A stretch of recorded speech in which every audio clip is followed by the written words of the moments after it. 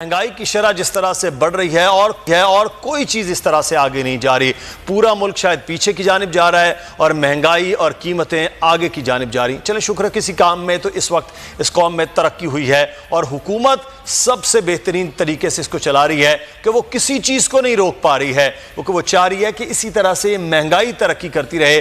कहीं ना कहीं कोई ग्राफ तो इस हुकूमत के आते हुए को बेहतर तौर पर आगे बढ़ पाए। सूरत हाल ये है कि एक रोटी खाना भी मुश्किल हो गया है। कोयटा की बात करें तो 20 रुपए की रोटी 30 रुपए तक पहुंच रही है। जिस मजदूर की मजदूरी रोजाना की 100 रुपया होगी, वो क्या 2 वक्त की रोटी भी खा सकता है या नहीं, ये सवाल सबसे ज्यादा अहम है। लेकिन हुकूमत का सारा जोर मुकद्दमात पर है, अपोजिशन के जलसों पर है, अपोजिशन के खिलाफ पूरी कार्रवाइयां करने पर है।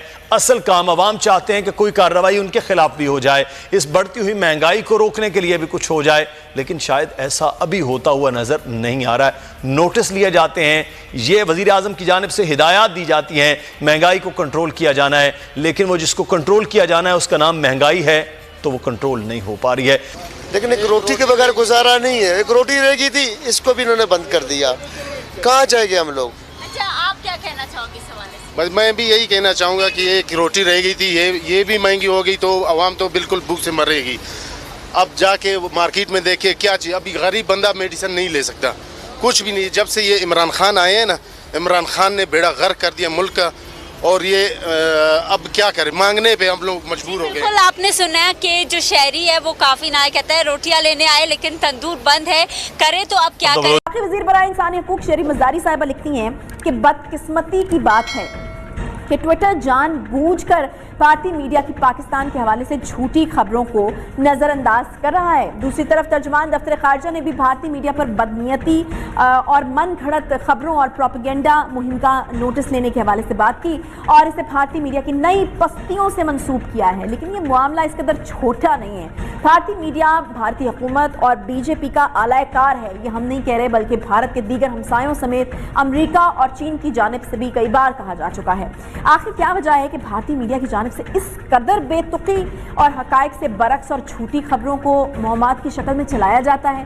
भारतीय मीडिया बिलखुसूस पाक फौज से मुतालिक हर वक्त प्रोपेगेंडे में आखिर क्यों मसरूफ रहता है? भारत की हुकूमत और मीडिया के साथ साथ सोशल मीडिया पर पाकिस्तान और पाक फौज के खिलाफ मुहम्मद का मुकाबला किस तरह से किया जा सकता है और पाकिस्तान को इस हवाले से क्या इकदामात करना होंगे, इसी पर बात करेंगे। हमारे साथ इस वक्त मौजूद हैं जनरल रिटायर्ड नईम खालिद लोधी साहब। बहुत शुक्रिया जनरल साहब प्रोग्राम में ज्वाइन करने के लिए। सारी दुनिया जानती है कि भारतीय मीडिया जो है वो बीजेपी का आलायकार है। भारतीय मीडिया की तरफ से इस तरह का अहमकाना किस्म का प्रोपेगेंडा यकीनन आपकी नज़र से भी जनरल साहब गुजरा होगा। क्या कोई वक्त होती है इस तरह की मीडिया रिपोर्टिंग की, और ऐसा मीडिया और ऐसी खबरें कोई इम्पैक्ट डाल सकते हैं क्या? बहुत शुक्रिया।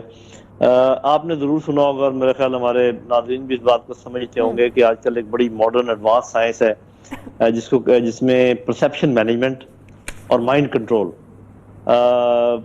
ये लेकिन जब किसी अनपढ़ के हाथ में सिर्फ ये आ जाए ख्याल कि जी ये हमें करना चाहिए और उनको तरीका ना पता हो, तो फिर ये होता है जो हो रहा है।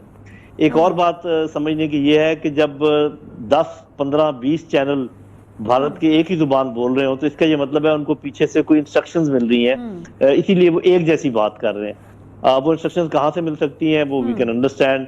उनकी इस्टेब्लिशमेंट होगी, उनकी इंटेलिजेंस होगी, इससे ये भी पता चलता है कि उनके इरादे क्या हैं, वो क्या चाहते हैं। वो इंतशार पैदा करना चाहते हैं, वो आपस में दुश्मनियां पैदा करना चाहते हैं, वो अगर कोई दरार है तो उसको और गहरा करना चाहते हैं या दरारें डालना चाहते हैं। अब ये सारी चीजें उन्होंने तो करनी है, वो तो दुश्मन है, कोई शिकायत करने की जरूरत नहीं है। मतलब मैं कभी ये कंप्लेन नहीं करूंगा कि वो ऐसा क्यों कर रहे हैं, लेट देम डू इट।